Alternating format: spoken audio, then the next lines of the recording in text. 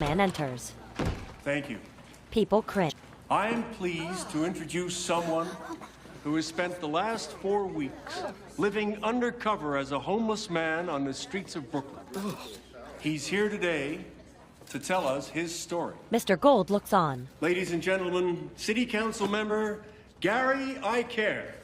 Gary steps up to the podium and removes his knit cap and wig. He takes off his trench coat, revealing a suit underneath. Jack and Lexi run past the entrance. They double back and enter the conference room as Gary gets a standing ovation. I thought I could be as angry as I wanted. I'll never get angry again! Thank you, Wings. Of course, Joseph. I will always have your butt. Back. I will always have your back. What? Seven hops inside the magic maker and it spins aggressively, then grabs the cat with one of its mechanical arms and pitches him across the room. Sorry, Seven. I don't think the magic maker is quite as kitty-friendly as our old cauldron. The magic maker throws its arms up menacingly in response to Seven's angry glare. Can you close the door on the way out?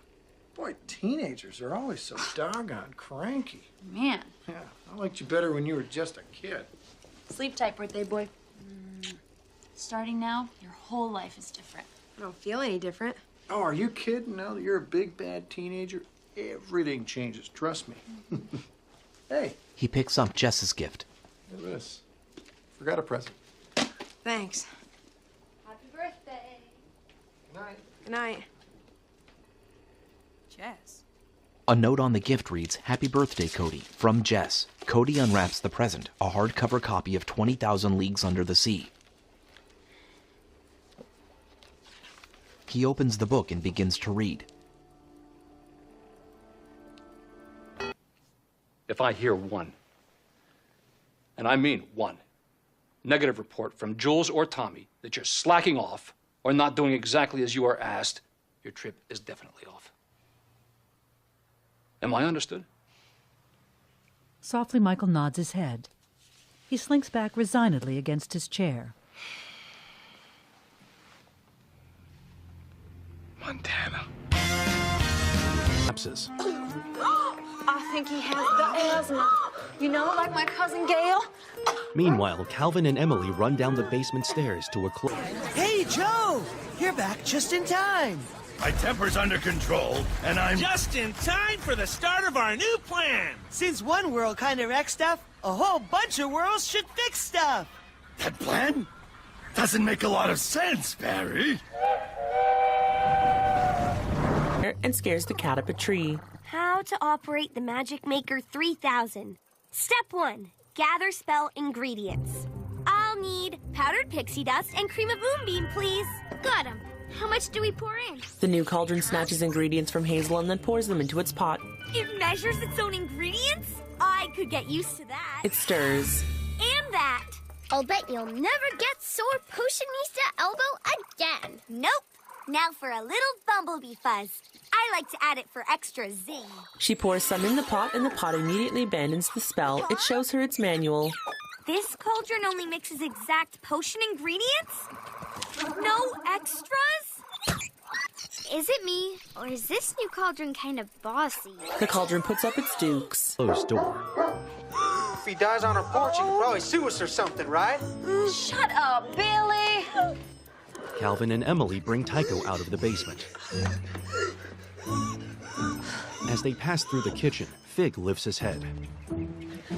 You feeling better, huh? Thank you. Fig runs off. Later, they reach Calvin's. Oh, Tycho! Calvin hugs him. Hey, Fig. When did the Top Dog final start? Fig checks his watch. 8 minutes and 22 seconds ago. Why? Emily smirks at Calvin. You're not thinking what I think you're thinking. You and Tycho have to compete. And you have to win, otherwise Preston will. It's up to him. What do you say, boy? Up for getting exploited one more time? The kids and Tycho pile into a minivan with Mr. Wheeler in the driver's seat. Dadgummit it! We have a dog show to win! Buckle up, everybody! Welcome back to the... And you know, the part that gets me the most is that if you look at their flippers, they're really paws. Fingers, made over with skin. I guess when they returned to the sea, they had to give up their hands. Wow. With no hands, there'd be no writing. Yeah, no writing, no music, no art. Do you think when they went back to the sea, they had to choose to give up their hands? I don't talk in public, remember? Okay, I didn't get angry, and everything still went wrong. What happens if I never get angry again? Well, it's hard to say. Show me!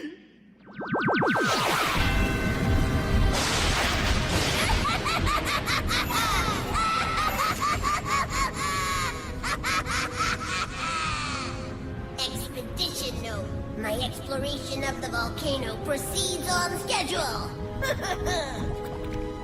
Wow, hot.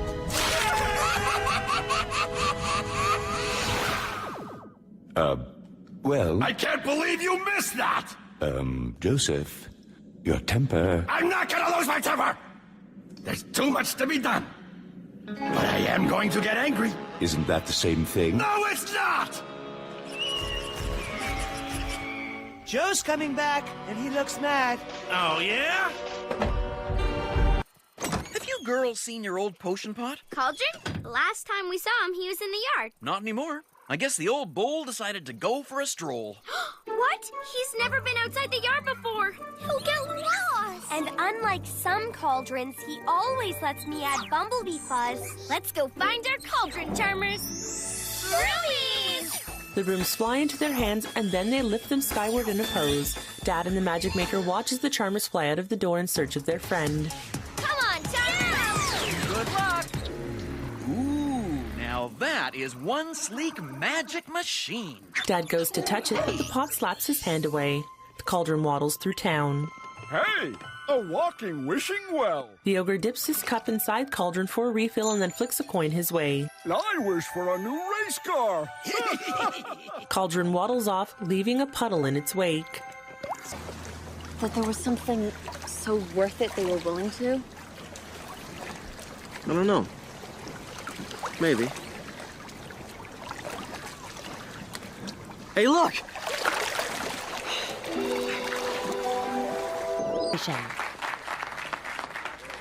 Gary holds up his hand and the audience sits.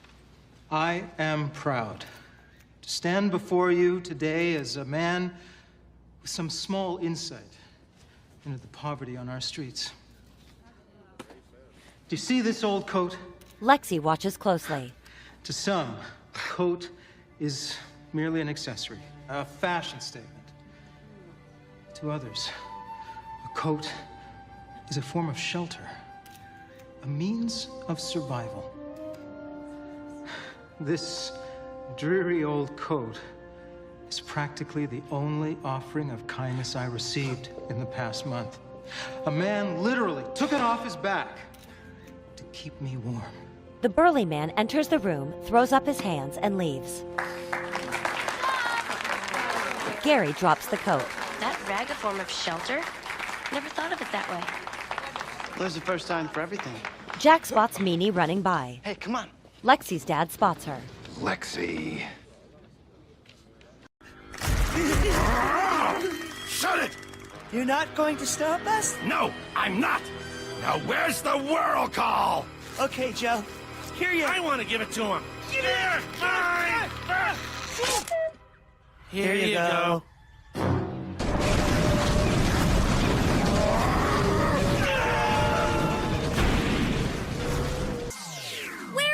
Bubbly buddy. And why would he waddle away from home? Maybe he didn't feel like it was his home anymore. Well, we're gonna find him and remind him. Let's split up. Leave no place in Charmville unchecked. Cauldron! The girls veer off in 3 directions. Cauldron waddles up to the pond and immediately Prince Ferg and his frogs take notice. One hops right up into the big pot and jumps inside wanting to play. All of the frogs ribbit their approval and suddenly Cauldron begins to feel slightly less alone. The charmers and pets rendezvous. Any luck? Nope. Sorry. I just wish we could let Cauldron know how much we care about him. Out on the water, the bell on the red buoy sways. In slow motion, the mermaid surfaces next to the buoy. She gazes at Cody's house. Seen from her point of view, the light in the lighthouse glows.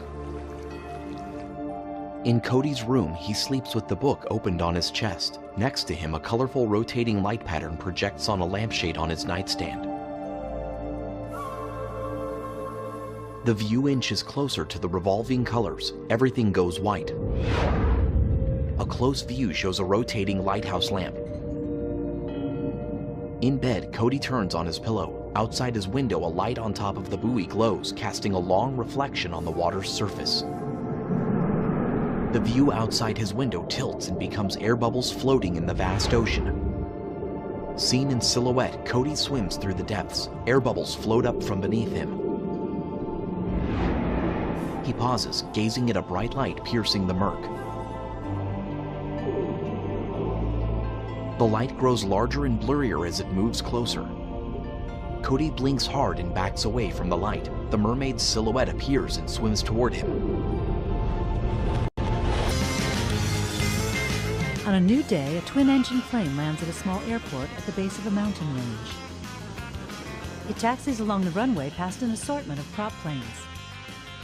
With the plane now parked, Michael opens a side door and exits the aircraft. He's clad in a black and white ensemble of fancy boots, slacks adorned with a belt and buckle, a button-down shirt with silver collar tips, and a leather jacket. Sliding on a black cowboy hat, he strides around a wing of the plane to its nose, where an older man with shoulder-length black hair unloads luggage. Thank you. Michael waits to be handed his bags, but the man sets them down. Okay. As Michael collects his bags and steps away, a guy in a cowboy hat and denim shirt with the sleeves cut off bumps shoulders with him. The guy in denim looks back, eyeing Michael's fancy boots. Smiling sardonically, he tips his tawny wicker cowboy hat at Michael.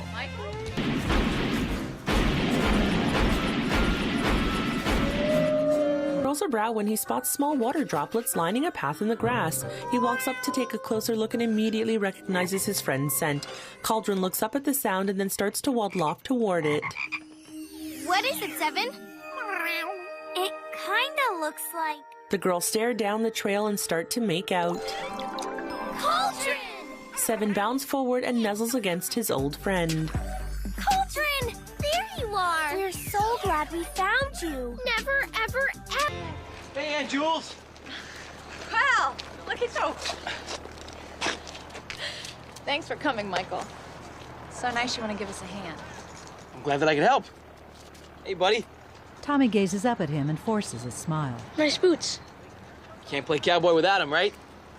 Well, I hope you don't mind. We have to make a stop on the way home. We'll just throw you back. Top Dog Finals, sponsored by Royal Hound Dog Foods. This year's theme, Around the World in 80 Dogs. Contestants have just 90 seconds to impress the judges with any performance routine.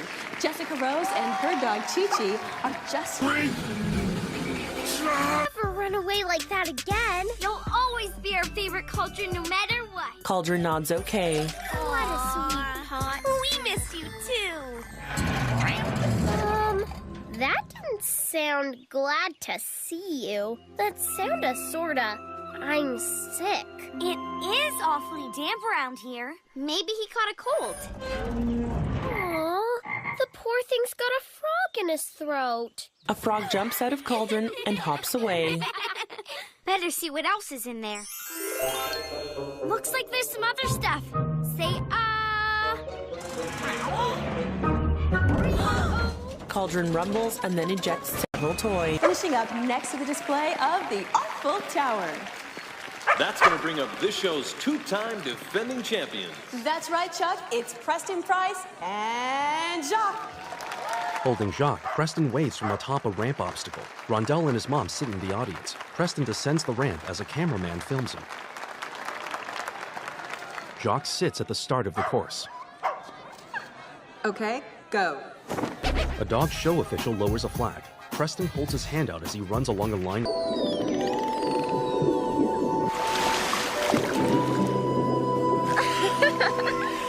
Tell him to do something with your mind. Go on, tell him.